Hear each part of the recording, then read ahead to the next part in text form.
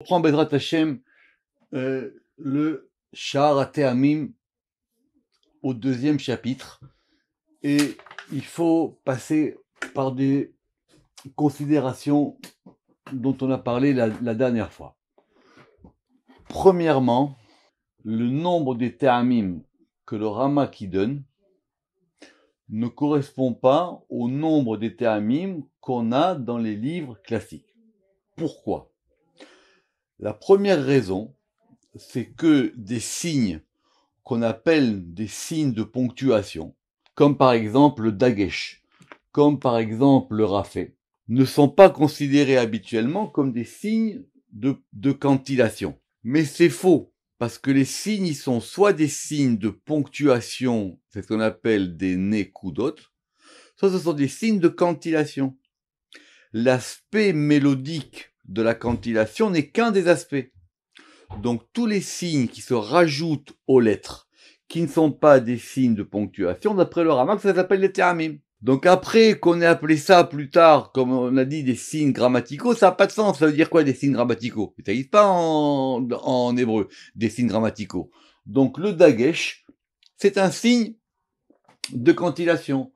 Le mapik, c'est aussi un signe de cantillation. Le rafé, on verra, c'est aussi un signe de cantillation. Ça, c'est la première des choses. Donc, comme j'ai dit, le Ramak, qui vient d'une longue tradition d'Espagne, du Portugal, et effectivement avec la Kabbalah, le Zohar, donc il sait ce qu'il dit, premièrement. Deuxièmement, effectivement, si ça choque, ou si ça met un peu, j'allais dire, en surprise, des gens qui ont eu une habitude ou une méthode d'enseignement moderne des Te'amim, c'est normal. C'est normal, parce qu'on est maintenant dans un autre domaine où notre but à nous, c'est effectivement de comprendre l'essence de la chose, de comprendre son intériorité, de comprendre sa spiritualité. Troisièmement, effectivement, la question de la dénomination des signes de cantillation est une question complexe. Parce qu'effectivement, il y a des signes de cantillation qui sont nommés différemment, selon les traditions, selon des coutumes, etc. Sans compter, évidemment, la question de la cantillation elle-même, c'est-à-dire comment est-ce qu'on prononce ces signes de cantillation, ou plutôt quelle est la mélodie qui leur est associée. Ça, en gros, tout le monde est d'accord que ça dépend des traditions, et qu'en gros, ça a aussi venu, comme je l'ai envoyé dans une vidéo, aussi de l'influence des communautés, ceux qui étaient au Maghreb, ils avaient effectivement peut-être des signes de cantillation plus orientaux, et les Italiens, et effectivement, et les Ashkénazes. Dernier point, la classification. Alors, la classification, on va dire même ancienne, c'était comme on avait dit, c'était une espèce de classification qu'on appelle nobilaire. Vous vous rappelez, on avait les Césars, on avait les ducs, certains disent qu'on avait les valets, certains disent qu'on avait les servants, les serviteurs. Comme s'il y avait une espèce de hiérarchie nobilaire des Te'amim, et c'était selon cette classification-là, c'est-à-dire par rapport à leur fonction, qu'on allait les classer. Mais c'est pas du tout ce que fait le Ramak. Le Ramak, il suit une table qu'on va reproduire, Zarka, Makaf, Shofar Oler, Segulta, Pazer Gadol, Yerir Ben Yomo, etc. Cette table-là, on la retrouve dans plein de traditions. Il y a évidemment pas à chaque fois les mêmes ta'amim, il y a pas évidemment pas à chaque fois le même ordre, mais cette table, elle a un nom, elle s'appelle la table du Zarka. Et j'essaie d'en savoir un peu plus, personne ne sait comment on a compris cette table. Pourquoi ? Parce que c'est vrai que quand on va analyser des versets, on trouvera pas dans le même ordre Zarka, Makaf, Shofar Oler et Segolta, Pazer Gadol. Dans un verset, à chaque fois, c'est dans un ordre différent. C'était ce qu'on avait dit la dernière fois. À savoir que quand on apprend les notes, ou quand on apprend l'alphabet, on apprend l'alphabet selon un ordre. Après, évidemment, on aura des mots qui vont commencer par un A, par un B, des notes qui vont commencer par un Ré, ou par un Sol, ou par un La. Mais apparemment, cette classification en table, et non pas selon les fonctionnalités, qui sont les fonctionnalités, à savoir les Te'amim disjonctifs, les Te'amim conjonctifs, etc., elle est insignifiante, même si elle est effectivement plus utile pour apprendre les théamim, que cette table-là. Et apparemment, cette table-là, elle définit un ordre. Et cet ordre-là, c'est cet ordre qu'on a commencé à voir la semaine dernière dans le chapitre 1, à savoir l'ordre d'un déploiement ou d'une dynamique des sphirotes par rapport aux théamim eux-mêmes. Donc évidemment, je répète, c'est un sujet très complexe, mais Baruch Hashem, on est là pour faire des choses complexes. Juste un petit point par rapport au cours de la semaine dernière, quand on a parlé du Zarka. J'avais pas fait attention, parce que vous savez aussi que dans le Elimar Rabati, le Ramak, il a repris la structure du Pardes. Et là-bas aussi, on a une explication des théamim, bien qu'elle soit beaucoup plus succincte que celle qu'on a dans le Pardes. Si vous vous rappelez, le Zarka, on avait dit que ça voulait dire le fait de jeter, ou le fait de lancer. D'accord? Zorek, c'est le fait de lancer, c'était un élancement. Rappelez-vous qu'on avait dit que c'était un élancement de la Malchut au niveau de Keter. Elle s'élance, ça monte. D'accord? C'est d'ailleurs bien ce qu'indique le petit signe du Zarka. Vous vous rappelez comment on l'avait étudié, à savoir que ça commençait par une petite pointe à gauche et qu'effectivement ça montait de façon sinueuse vers le haut. Or, dans le Elimar Rabati, le Ramak, il a une petite note qui apparemment a déjà été étudiée et qui pose question. Et il dit, Ve'ata caché, il dit, j'ai quand même une difficulté. Et Ta'am Shiu Baketer, comment est-ce que un Ta'am qui est dans Keter, Yi Metsiuto Mimata Lemala, il peut indiquer un mouvement qui va de bas en haut. Ayarao Shiyi Mimala Lemata. Alors qu'il aurait été donc plus logique que le mouvement soit de haut en bas. Et il répond pas à la question. La vérité, c'est cette question dans le Pardes, il n'a même pas abordé. Il a simplement expliqué qu'il y avait un mouvement, que ce mouvement, effectivement, c'était de bas en haut, c'était la Malchut qui montait. Mais là, il dit que, effectivement, si c'est lié à Keter, que ce Ta'am-là, il correspond à quelque chose qui est à Keter parce qu'il est effectivement placé en haut d'une lettre et qui correspond à ce mouvement dynamique ascendant de la Malchut, alors il dit Minaraou que ce qui est au niveau de Keter, c'est plutôt un mouvement descendant. Alors que là, ça serait un mouvement ascendant. Bon, Tsarich mais en tout cas, c'est une question qu'il fallait poser. N'oubliez pas, enfin, avant de reprendre, que tous ces enseignements sont des enseignements que le Ramak, même si les sources ne sont pas indiquées, ce sont des enseignements qu'il a tirés essentiellement des Tikkun HaZohar. Il y a du Zohar, il y a aussi des fois dans Shirachirim, et donc, le Ramak, comme à son habitude, il pense que le Zohar est le texte le plus fondamental et le plus central de la Kabbale, donc si c'est expliqué dans le Zohar, donc il n'y a pas de raison que nous on suive pas ce qui est marqué dans le Zohar et qu'on n'essaie pas de le comprendre. Donc, nous allons donc maintenant poursuivre notre liste des théamim. Donc, on avait fait la dernière fois Zarka, Makaf, Shofar Olech, et on avait rajouté au Shofar Olech le Shofar Meupar. Je répète encore, parce qu'il faut tout répéter, le Shofar Olech, c'est un mouvement d'ouverture. D'ailleurs, même le Shofar Olech, dans les Ta'amim, ça ouvre vers le mot d'après. Alors que le Shofar Meupar, c'est un mouvement de fermeture. On ferme le mot. Et donc, effectivement, il avait ramené les deux, le Shofar Olech, le Shofar Meupar, et après, on était passé au Segolta, dont on avait parlé. Donc maintenant, on va reprendre au Pazer Gadol. Alors, le Pazer Gadol, le signe, vous l'avez, parce qu'encore une fois, même les signes aussi, c'est compliqué. Mais le signe ici, apparemment, tout le monde le connaît. Et, Atam ou Azé ou Aïkar Betiferet. Donc, ce signe de cantillation, il est essentiellement lié à Tiferet. Im Klalut Shesh Ketzavot, qui contient les 6 extrémités qui sont en lui. Évidemment, tout le monde sait, Tiferet, il a en lui les 6 extrémités, c'est le Vav. Venikra Pazer Gadol, et il s'appelle le Pazer Gadol, à propos de l'expression, vous savez que Pazer, ça veut dire quoi, Pazer? Pazer, c'est l'éphaser. Alors l'éphaser, en hébreu moderne, c'est un peu péjoratif, ça veut dire gaspiller, mais ça veut dire aussi distribuer de façon large. C'est quelqu'un qui distribue avec largesse. La preuve, il y a un verset dans les Teilim, Pizar Nathan Levionim, que quelqu'un, il a distribué avec largesse et il a donné des dons ou ses richesses à des pauvres. Donc, c'est le principe de distribution qui, ou azan ou mefarnes, parce que il va donc nourrir et il va donc sustenter les deux évionim, donc d'après le verset, les deux pauvres, parce qu'il y a marqué évionim, d'accord, on a compris qu'évionim c'est un pluriel, le minimum du pluriel c'est deux. Les deux pauvres qui sont Yesod Ani, Yesod, parce que lui, Yesod, il est un réceptacle avant tout, et la Malchut qui est aussi la pauvresse. Veshneem evionim veteevim le kolma shiashpia, et les deux, ils sont effectivement en désir, en attente de tout ce qu'on va pouvoir lui de tout ce qu'on va de tout ce qu'ils vont pouvoir prendre comme un flux qui provient de Tiferet. Donc quel est le méphaser, quel est le distributeur large? C'est effectivement Tiferet.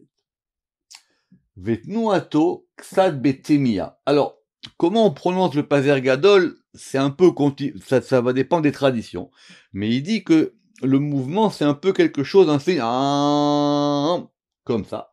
Donc il dit que c'est un peu quelque chose comme si c'était une demande.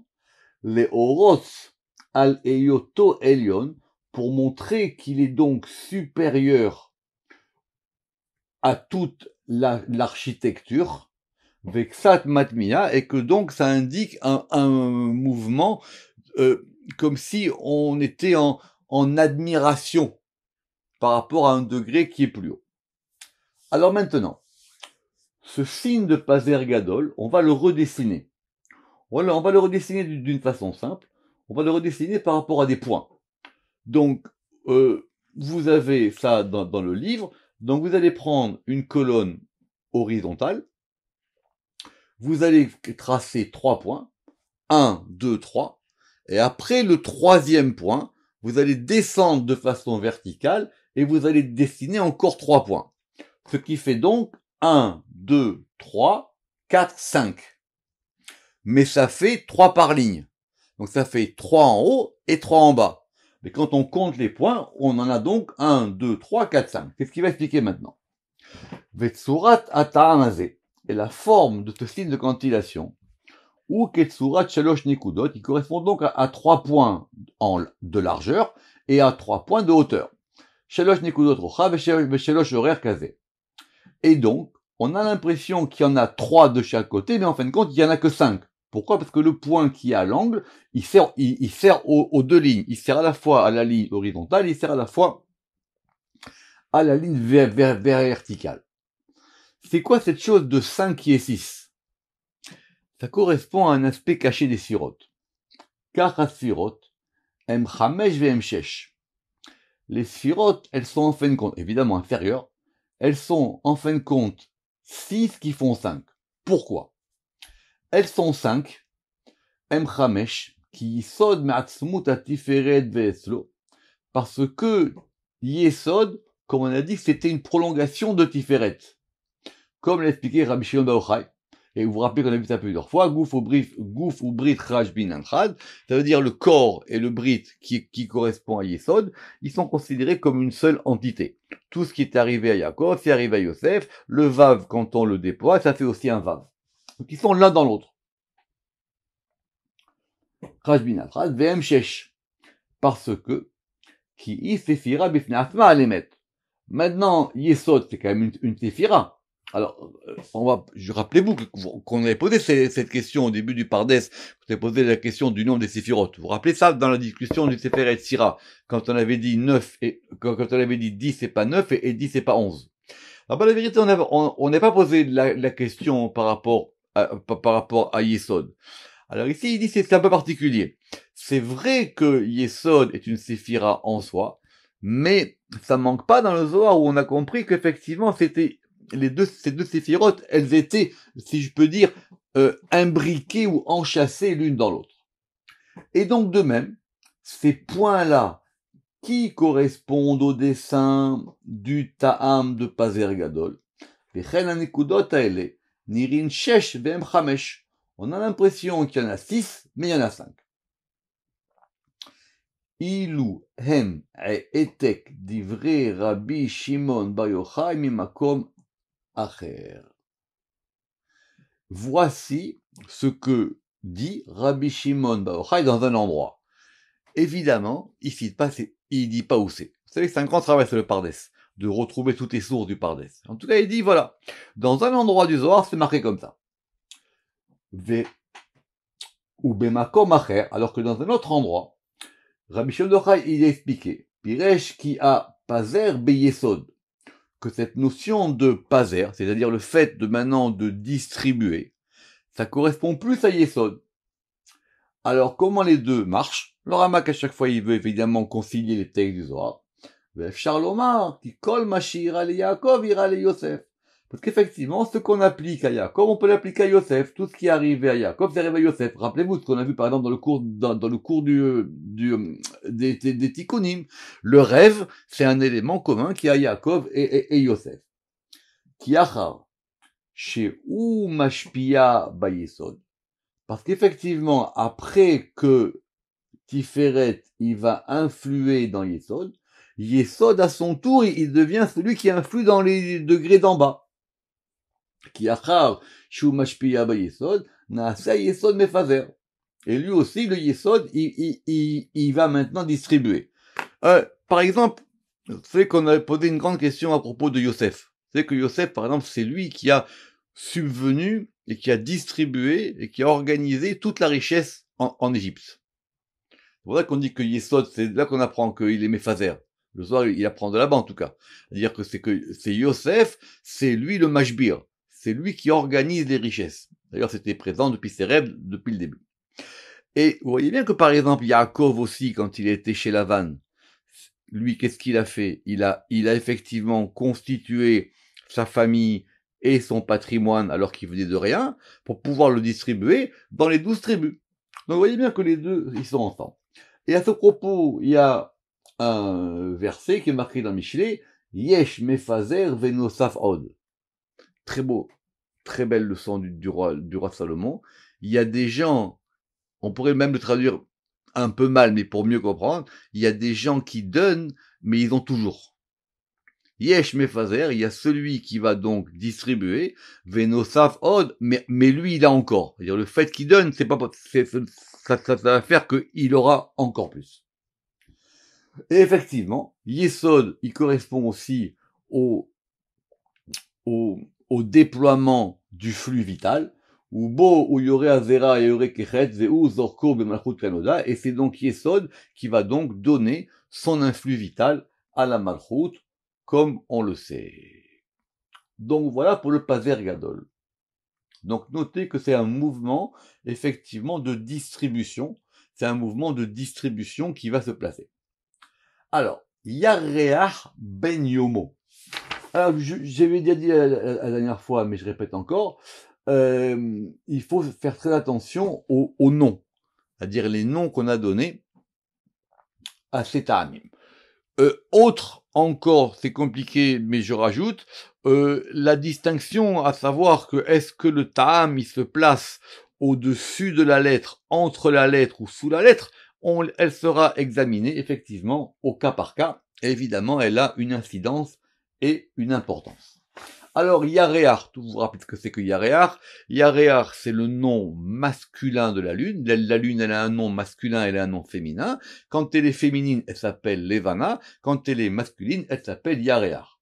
Ben Yomo, littéralement, fils Yomo de son jour. Alors, on va expliquer. Rabbi Shimon bar Yochai, il a expliqué que la lune, évidemment, elle est liée à Malchut. Tout le monde sait ça. Et vous vous rappelez la différence qu'on avait dit? On avait dit que Levana, c'était plus lorsque la lune, elle était pleine. Alors que Yaréar, c'est quand elle est même dans son premier développement. Omna. Mais maintenant, on a déjà expliqué dans Shar HaMetziut, à propos du He et le Yud, qui sont dans la Malchut. Alors vous savez que la Malchut, elle a plusieurs aspects. Elle a donc plusieurs particularités. Et par rapport aux lettres, normalement, on va la désigner par rapport à un He, comme dans le Shem Yud Ke Vav Ke.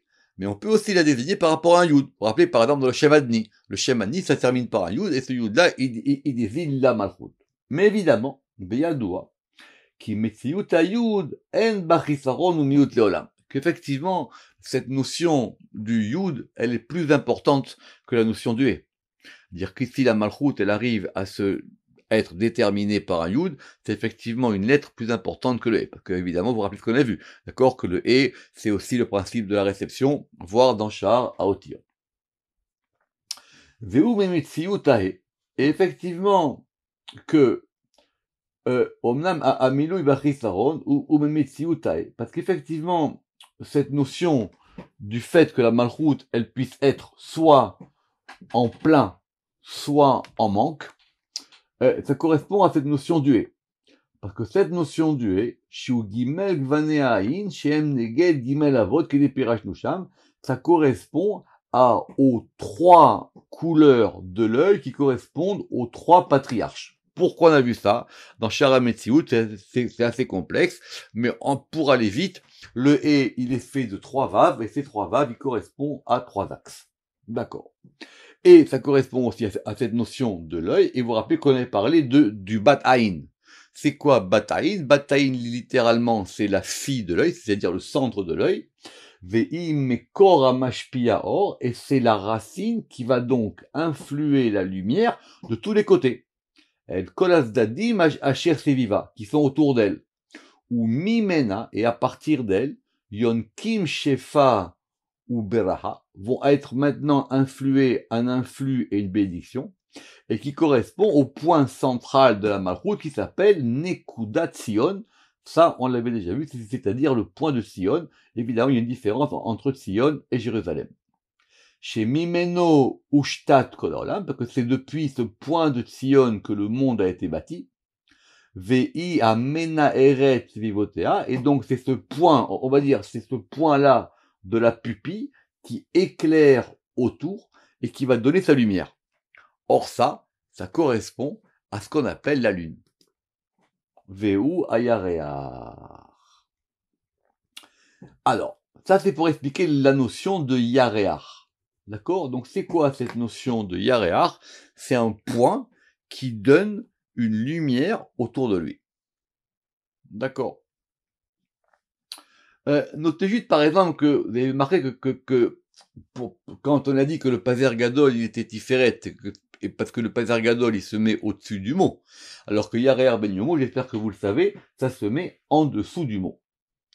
Alors bien c'est quoi cette notion de Ben Yomo? Alors, plusieurs explications. Venir lomar katam shinikret Yarear Ben Yomo. Alors, littéralement, Yarear, la lune, fils, Yomo de son jour.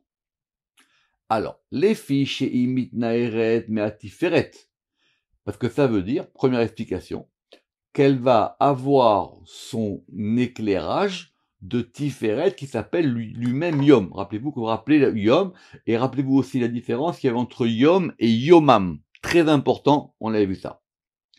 Donc Tiferet qui s'appelle Yom, et Yomo, ça veut dire son jour à lui. Or, quel est le Yom de la Malchut? Yomo, c'est Yom Vav, évidemment c'est Tiferet. Et c'est ça que veut dire Ben Yomo. Deuxième explication, Charlomar qui ou Ben Yomo Levad. Alors, qui ou Ben Yomo Levad. Ça veut dire quoi Ben Yomo en hébreu? Ben Yomo, ça veut dire aussi qu'il a simplement un jour. Quand par exemple, on veut dire de quelqu'un qu'il a 20 ans, on va dire qu'il est Ani Ben Esrim. Je suis fils de 20. D'accord? Alors, Ben Yomo, c'est par exemple quand on dit que c'est un enfant qui vient de naître. Voilà, il a juste un jour. Alors, ça veut dire quoi qu'il est Ben Yomo, Levad? Chez ou Techilat Kabbalah Taor, parce que ça correspond au commencement de la réception de la lumière. Va se dire Mazele Ta'amazé, et donc c'est pour ça qu'on va attribuer ce Ta'am, c'est le point 1 de la lumière, c'est le point 1 de la lune. Yarear Ben Yomo. Autre explication. Odef Charloma, chez ou Yareach, Meir Me'atzma, que c'est la lune qui va éclairer d'elle-même depuis son jour à elle, Miyom Shela. Dehainu, c'est-à-dire Nekuda Ensaïd, ça veut dire que c'est le point central de la Malchut, c'est-à-dire c'est le centre de la lumière. Or, ce centre de la lumière-là, c'est le point central, comme on va expliquer plus haut à propos de la pupille. Ubeota Bechina Nikret Hi Yom Meir. Et donc, de ce point de vue-là, c'est elle qui est considérée comme un jour qui éclaire. D'accord ? C'est ça cette notion de Yom Meir. Alors, Karne Farah. Alors, Karne Farah, il faudra faire attention, évidemment, pour ceux qui connaissent les ta'amim. Alors, littéralement, évidemment, Karne Farah, ce sont les cornes de la vache. Et ça ressemble un peu à deux petites cornes qu'on met sur un mot, en général, du côté gauche. D'accord? Donc, c'est un tam assez chanté, parce que les deux signes indiquent il y a plusieurs manières de faire ce Karne Farah. Or, on a deux. Quelles sont donc ces cornes de para de la vache? Ça correspond à un Netzacheod, qui correspondent chez Shte Karnaim, qui correspond donc aux deux cordes, et il y en a une à droite, Veze el Ayamin, Veze el Asmol. Venikraim Karnaim, et ça s'appelle les cornes. Mais ça, c'est les cornes. Or, la vache, c'est quoi? La vache, on l'a vu, dans la paracha on l'a vu ce Shabbat. La vache, c'est la malchut. Ve'apara, il y a malchut. Et lorsque la malchut, elle reçoit des rigueurs, elle s'appelle para aduma.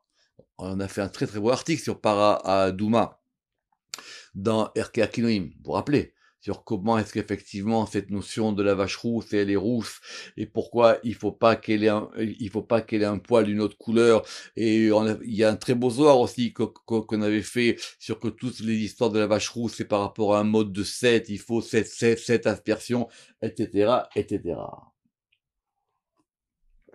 Et donc, Vénikret para aduma, lorsqu'elle va recevoir de la gvura. La bina aussi, elle peut s'appeler para aduma, lorsque elle va mashpe'et bagvura, lorsqu'elle va influer dans la gevura. D'accord? Alors, cette notion de para aduma, c'est une question très importante, et vous voyez bien que le Ramak ici, il nous la ramène de façon très très succincte. Sachez simplement que ce que les gens disent, qu'il n'y a pas d'explication, c'est faux. Le Ramak, il dit, c'est ok, il y a marqué qu'il y a des grands qui n'ont pas réussi à comprendre. Le Ramak, il dit, mais c'est pas une raison pour laquelle il y a aucune chose dans le judaïsme qui soit incompréhensible. Il y a simplement des choses qu'on doit comprendre et des efforts qu'on doit faire pour pouvoir comprendre ça. Il n'y a pas de dogme, voilà, si on peut dire ainsi. Et donc, maintenant, concernant ces cornes, Ve'ilu em karnea, et ce sont les cornes par lesquelles Shebaem i menagahat. Vechen malchut, et de même la malchut. Normalement, la tête de la malchut, c'est quoi? C'est Yesod. On n'a pas dit la tête de la vache. On a dit les cornes de la vache. Donc vous avez une vache, vous avez une tête et vous avez des cornes. Alors la tête de la vache, c'est Yesod, et les cornes de la vache, d'ailleurs ça suit bien les sirotes, ce sont donc des tzacheot. On relit. Vechen amalchut, Rocha ou Ayesod, ve'al Rocha em akarnaim haele, shebo menagachat yama ve'tzapona ve'temena ve'mizracha, effectivement par rapport auquel elle va pouvoir avoir dans les quatre directions qui sont donc sud, nord, est, ouest. C'est le fait que maintenant, avec ses cornes, la vache, elle peut frapper. Et donc, ça s'appelle frapper avec les cornes. C'est le fait même de renverser, de vaincre. Et donc, cette vache-là, avec les cornes, elle peut donner des coups dans les quatre directions. C'est ça. Imenagachat dans les quatre directions. Qui sont donc le nord, le sud, l'est et l'ouest. Ou les fichar embatmiya al-sot kabbalata minadin. Et donc, c'est pour ça qu'effectivement, ce tam-là, il va s'exprimer de façon forte. Parce qu'il indique maintenant que la malchoute, elle reçoit une force, une rigueur, et ça va indiquer sa force. Le orot al-chozek ve'ilouy, et donc c'est pour indiquer la force de la malchoute. Par exemple, si vous voulez faire des petits exercices, cherchez des mots où il y a marqué karnefara, et avec le ta'am, et vous comprendrez pourquoi est-ce que dans ce mot-là, on a eu besoin d'indiquer cette espèce de coup de corne, voilà. Ce sont les coups de corne de la Malchut. Alors, le Gaïa. Alors, le Gaïa, on en avait déjà parlé, si vous vous rappelez, dans les Nekudot, à propos du Sheva. Alors, notez que il y a 2 fois Gaïa dans les Théamim du Ramak. Il y a un Gaïa normal ici, et il y a un Gaïa Sheva. Je sais que quand on avait parlé de ça la dernière fois, on avait dit, mais c'est quoi ce Gaïa Sheva? En tout cas, il existe, il est nommé. Donc, il y a un Gaïa Sheva. On verra quand on y arrivera. Et il y a un Gaïa normal. Alors, le Gaïa, c'est quoi? Le Gaïa, Atamazé, Moré à la Tiferet. Le Gaïa, c'est quoi? C'est une espèce de petite barre verticale, donc qui ressemble à un vave, mais il est placé en dessous du mot. D'accord. Moré, vous vous rappelez qu'on avait dit que le Gaïa, c'était sa fonction par rapport au fait de couper le mot. Moré à la Tiferet, il indique donc Tiferet parce qu'il a la forme d'un vave. Shiusod vav. Omnam. Maintenant, ce Tiferet là, ce vave, il est en bas, il est tombé. Moré al yenikato minadin. Et donc, il indique que Tiferet, il reçoit du din parce que chez ou Goa. Alors, ça veut dire quoi Ga? C'est de là que vient la racine de Gaïa. Alors, Ga, c'est le fait de mugir, de beugler. Voilà. Donc, on avait les cornes du bœuf et maintenant on a le mugissement du bœuf. Et il y a un pasouk im yig'e shor dans Yov. D'accord? C'est le fait de mugir. Pourquoi est-ce que Tiferet il mugit? Parce qu'effectivement, il est lié au din maintenant ici. Veu din chazak shiu nifrad. Parce que Tiferet, il n'est plus à sa place. Donc, comme il était quelque part exilé, il mugit, il se plaint, c'est une complainte. Veyored levakesh alechalo venenisraf. Et Tiferet, il dit, mais où est mon palais? Et mon palais a été brûlé. D'où ça vient cette expression? Ça vient du début dans le Zohar de Echa. Qu'effectivement, qu'on voit que Tiferet, il dit au début de la Zohar de Echa, il dit, mais je comprends pas, il y avait le Beth Amikdash, il est plus là, où sont les gens, plus personne n'est là. Et donc, du coup, c'est un mugissement, c'est une plainte, c'est une complainte, c'est même un pleur. Donc, il pleure sur sa maison. Et sa maison, elle a été détruite. Et il dit, mais où est-ce qu'elle est ma shrina? Il ne fait de bagalout, et ma shrina, elle est en exil. Donc Gaïa, c'est l'exil de Tiferet. C'est Tiferet qui est séparé de sa compagne, qui est séparé de son palais, qui est séparé de tout. C'est pour ça qu'il est tombé en bas. Vezeo Gaïa levada. Mais ça, c'est le Gaïa seul. On verra plus tard qu'il y a un autre Gaïa qui s'appelle le Sheva Gaïa dans le chapitre 4 qui lui est complètement différent parce que quand le Gaïa qui est donc ce Tiferet en exil, il va s'associer avec un Sheva, alors ça sera quelque chose de différent. Alors, on va terminer avec 2 Ta'am dont les noms que donne le Ramak ne correspondent pas ni dans les formes à ce qu'on pense ou ce qu'on fait habituellement. Ces 2 Ta'amim, ils s'appellent le Talcha et le Tirta. Mais c'est la manière dont le Ramak les appelle. D'accord? Alors, si vous reprenez le tableau qu'il y a au début, on a donc le Talcha et le Tirta. Première question, ils suivent pas exactement l'ordre qu'on a. Pourquoi est-ce qu'on les met ensemble ici? Parce que nous, si on reprend l'ordre, on avait Yarer Ben Yomo, Karnefara, Gaïa, Talcha. Et après, on a Azla Geresh. Azla Geresh. Simplement, le Talcha et le Tirta, sont 2 Ta'amim en sens inversé. Alors, si vous regardez dans un bon livre, le Talcha, il n'est pas penché du côté gauche. mais ici, il est penché du côté gauche. Donc c'est comme une espèce de rond, avec une petite pointe, qui va pencher vers la gauche. Alors que le tirsa, c'est l'inverse du côté droit. Donc de la même manière que le Rama qu'il avait ramené le chauffard au l'air et le comparé avec le chauffard Meoupar, ici maintenant il fait Talcha et Tirsa. D'accord. Alors, ces deux théamim, on va donc les voir ensemble. Mais encore une fois, tout ça, le Rama qui dit, j'ai rien inventé. Ce sont les paroles du Rajbi. Piresh, Rabbi Shimon Bar Yochai. Rabbi Shimon Bar Yochai, il a enseigné que le Talcha, il est vers la gauche. Donc, s'il est vers la gauche, alors que dans les grammaires modernes, on dit que le Talcha, il est penché vers la droite, c'est une erreur d'après le Zohar. C'est une erreur. Qui a Talcha et la small. Et on va couper le mot Talcha en deux. Il va s'appeler donc tel. C'est quoi tel? Tel, c'est un monticule. C'est une petite montagne. D'accord? Et Esh, c'est le feu. Donc, et on comprend maintenant pourquoi il est à gauche. Parce qu'il est lié au feu. Donc, c'est le monticule de feu. Et Tirsa, il est du côté droit. Donc, c'est un Talcha inversé qui est en direction de la droite. Alors, Ve Nochal Lomar. Nochal Lomar, ça veut dire que c'est pas marqué dans le Zohar.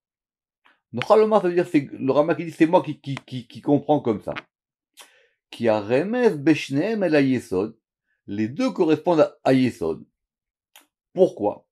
Venodash Yesod Mekabel Mishne Kavim. Parce que le Yesod, il peut recevoir soit de l'axe de droite, soit de l'axe de gauche. Chez Yesod Mekabel Mishne Kavim, soit du Chesed du côté droit, soit de la Gvura du côté gauche. Ou les Firar. Et donc, Kesheu Mekabel Minayamin ou Tirsa. Lorsqu'il va recevoir du côté droit, il s'appelle Tirsa. Parce que Tirsa, ça vient Milachon Ratson.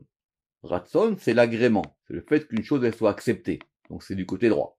Et Veniguno Gimel Nigunim.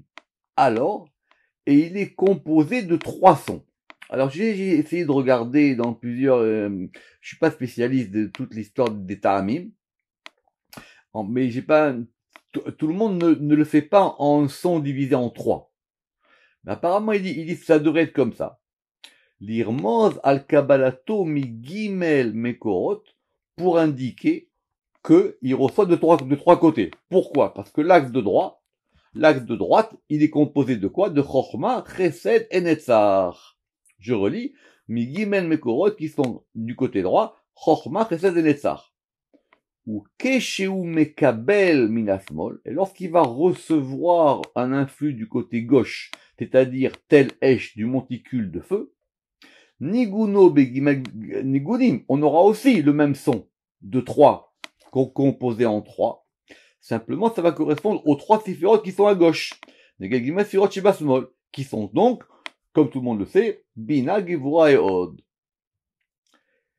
Et la forme même de ce talcha ou de ce tirsa, mora al-kabalato, ça indique qu'il reçoit quelque chose. Vous voyez, c'est une espèce de rond, et ce rond-là, il a une petite tête de pointe, comme si il recevait un influx. Al-yede yichud tiferet ou malchut, par le fait que, et ça c'est fait par l'union de tiferet et malchut, ve'aliyatam lema'ala. Tiferet et malchut, ils sont en haut, et ils vont donc donner un influx, et cet influx, c'est Yesod qui va le recevoir. Et soit il le reçoit du côté droit, et il va s'appeler Tirsa, soit il le reçoit du côté gauche, et il va s'appeler Talcha. Vezeu, Kiunekuda, Barak, Egen Asachar, et donc c'est effectivement, ça correspond, vous vous rappelez, à ce degré du nombril qu'on avait vu dans Shirachirim. Al-Kava Emsaï, du côté de l'axe central, Zeuno Terima, et il va donc maintenant, de ce côté-là, soit penché, soit il est avec elle des deux côtés, soit du côté droit, soit du côté gauche. On reprendra, si Dieu veut, au prochain cours. Baruch Adonai La'olam. Amen ve Amen.